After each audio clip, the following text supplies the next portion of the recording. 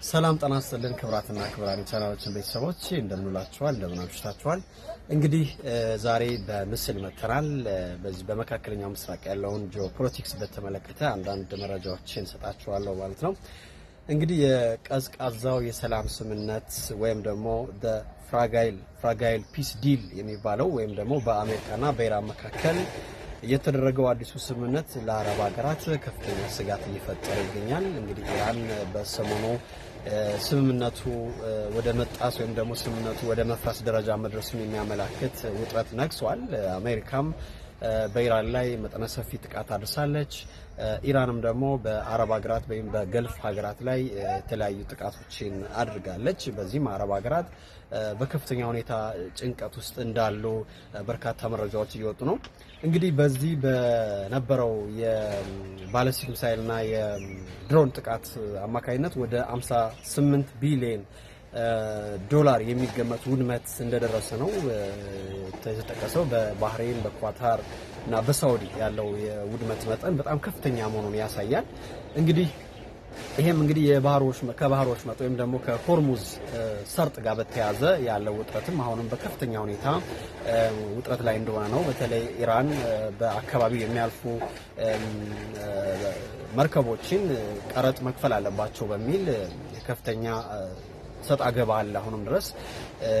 ዶናልድ ትራምፕም በከፍተኛ ሁኔታ እየዛቱ ነው ያሉት። አሁንም የወታደራዊ ጥቃቱ እንደሚቀጥል አይነት ነገር ነው እየተናገሩ ያሉት እና ፒስ ዲሉ በአሳዛኝ ሁኔታ መፍረሱን እናያለን ማለት ነው። እንግዲህ ይሄ የሆርሙዝ ወሽመጥ ፈንታን በተመለከተ ኢራን የዓለምን የነዳጅ ንግድ መስመር ለመቆጣጠር እና ክፍያ ለመጠየቅ የምታደርገው ጥረት በጣም ከፍተኛ ነው። ምክንያቱም ኢራን ካለባት የኢኮኖሚ ጫና አንጻር እንዲሁም ደግሞ በጦርነቱ ምክንያት የደረሰባት ውድመት አለ።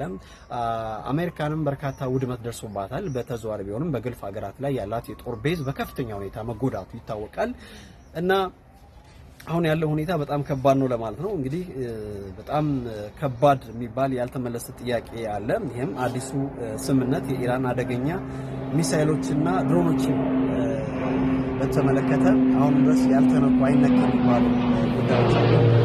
ይሄም አይነክ ሆኖ ይቀጥላል ብዬ አስባለሁ። ምክንያቱም የኒውክሌር ጉዳይ አለ። አክቹአሊ ወደ 60% የሚሆነው የኢራን ኒውክሌር በልጽጓል ወይም ደግሞ በመበልጸግ ላይ ነው ያለው። ስለዚህ ይሄ ፒስ ዲል ባለስቲክ ሚሳይሏን መገደብ፣ ድሮኖቿን እንዲሁም ባለስቲክ ሚሳይልን መገደብ በጣም ከባድ ይመስለኛል ለኢራን። ምክንያቱም ይሄ ህልውና ጉዳይ ነው። እንግዲህ ጂኦፖለቲክስ በጣም ሰፊ ነው። እንግዲህ በቻይና በኩል በራሽያ ወይም ደግሞ በሩሲያ በኩልም ከፍተኛ የሆነ የመሳሪያ ድጋፍ ይኖራል። ምክንያቱም ጂኦፖለቲካው በጣም የተያዘ ነው። ኢራን ስትነካ ኢራን ተዳከመች ማለት በቀጥታ እነ ሩሲያን እነ ቻይናን ይነካል። እንግዲህ የሆርሙዝ 30 በመቶ የሚሆነው ወይም ደግሞ 1/3 የሚሆነው 20 በመቶ የሚሆነው ወይም 1/3 የሚሆነው ሸቀጥም ይሁን ንግድም ይሁን ነዳጅም ይሁን የሚያልፈው በዛ መስመር ነው። ስለዚህ ኢራን በአቀማመጥም በታሪካዊ አቀማመጥም በተፈጥሮ አቀማመጥም ለባህር ወሽመጡ በጣም ነው ፒስ የሆነ ወይም ደግሞ በጣም አቅራቢያ የሆነ ነውና ይሄ ለኢራን ትልቅ የኒኩሌር ጉዳይ ነው። ራሱ ኒኩሌር ነው፣ ራሱ ውሃው ራሱ ኒኩሌር ነውና ይሄን ጉዳይ በተመለከተ ስቲል ውጥረቱ እንደቀጠለ ነው ያለው። እንግዲህ ከኢራን በኩልም የኢራን የአብዮታዊ ዘበኛም እንደዚሁ ጥቃቱ እንደሚቀጥል አሜሪካ ከዚህ ከገልፍ ሀገራት ወይም ደግሞ ከዚህ ከሆርሙዝ አካባቢ ነቅላ ካልወጣች ሰላሙን እንደማይጸና ነው እየተናገረች ያለችው። እስራኤልን በሊባኖስ በኩል የምታረገው ጥቃት እንደዚሁ ቀጥሏል። ሰብአዊ ቀውሱ ሰዎች የመፈናቀሉ ጉዳይ በከፍተኛ ሁኔታ ጨምሯልና ይሄ እንዴት ይቆማል የሚለው ጉዳይ በጣም ከባድ ነው የሚሆነውና ስለዚህ ለዛሬው የነበረን አጭር ቪዲዮ ይሄን ይመስላል። በቀጣይም እንደዚህ አጫጭር ወይም ደግሞ በጣም አሪፍ የሚባሉ ነገሮችን ይዤላችሁ ቀርባለሁኝ። አህመድ ጥላሁን ነኝ። ቻናሌን ሰብስክራይብ በማድረግ አበረታቱኝ። ይህ የመጀመሪያ በምስል የመጀመሪያ ቪዲዮ ነው ማለት ይቻላል። ስለዚህ አንዳንድ ክፍተቶች ሊኖሩ ይችላሉ። ስለዚህ እናንተ ተመልካቾቻችን ድጋፍ እያደረጋችሁ ሀሳብ ኮሜንትም እየሰጣችሁን የምናስተካክል ይሆናል። ለነበረን ቆይታ አመሰግናለሁ። ሰናይ ጊዜ